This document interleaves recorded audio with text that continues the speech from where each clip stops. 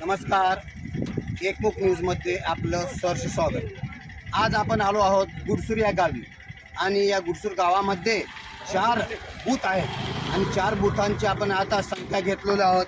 पहिल्या बूथावर आहे 1100 मतदार आणि त्यामध्ये पुरुषांची संख्या झालेली आहे 273 आणि स्त्रियांची संख्या झालेली आहे 257। दुसऱ्या बूथमध्ये 1097 आहेत, त्यामध्ये 266 पुरुषांची झालेली आहे आणि स्त्रियांची संख्या झालेली आहे 246। तिसऱ्या बूथमध्ये 1098 आहेत आणि त्यामध्ये पुरुषांची संख्या मतदार झालेला आहे 293 आणि स्त्रियांची झालेली आहे 261। चौथ्या बूथमध्ये 1098 संख्या आहे मतदारांची, त्यामध्ये झालेली आहे पुरुषांमध्ये 294 आणि स्त्रियांमध्ये 289। तर आज आपण याचा आकडेवारीचा जर हिशोब घातलो तर 50% मतदान झालेलं आहे। आता जवळपास वाजले आहेत 3:23 झालेले आहेत।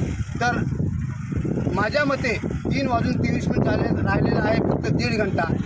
तर या 1.5 घंट्याच्या वेळेमध्ये तुम्ही मतदाराला काय सांगू शकता? आज जिल्हा परिषद व पंचायत समिती या निवडणुकीसाठी आज आत्तापर्यंत 50% मतदान झालेले आहे। तरी सर्व मतदारांना आवाहन करतो की आपण जितक्या उत्स्फूर्तपणे मतदान करता येईल तेवढं करावं आणि मला अशी अपेक्षा आहे की यानंतर 25 ते 30% मतदारांची होईल। बरं, आज सकाळपासून गर्दी कशी आहे? गर्दी तर जास्त दिसत नाही, वातावरण तर एकदम शांत आहे। काय वाटतं नेमकं तुम्हाला? आज सकाळपासून बरीच गर्दी होती, आज दुपारनंतर कमी झाली।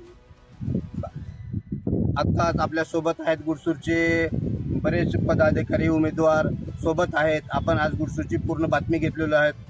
आपल्यासोबत आहेत मनोज जगळपुरे आणि वैजनाथ काप्रतवार। धन्यवाद। आज 3:30 होत आहेत।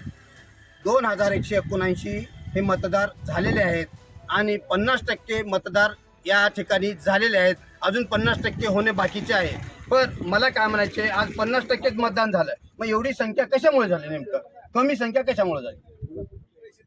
काही लोक बाहेर गेले, मुसलमान कामगार विट्यासाठी गेलेले, काही पुण्या मुंबईला राहते, त्याच्यामुळे वोटिंग कमी झालं। दरवर्षी आपले जवळपास 70% 65% मतदार होते। अजून जवळपास 1.5 तास शिल्लक आहे। या 1.5 तासामध्ये तुम्ही मतदारांना कसं आवाहन करू शकता? आव्हान तर अगोदरच केलेलं आहे, तरी पण अजून आमच्या माध्यमातून तुम्ही आवाहन करा की बाबा मतदार मतदान सगळ्यांनी घराच्या बाहेर पडायलाच पाहिजे, कारण जास्तीत जास्त मतदार होणं हे काळाची गरज आहे। ज्यावेळेस जास्त मतदान होईल त्यावेळेस त्या पद्धतीने देखील ह्या मतदानाचे नियोजन चांगल्या पद्धतीने लागतील। धन्यवाद।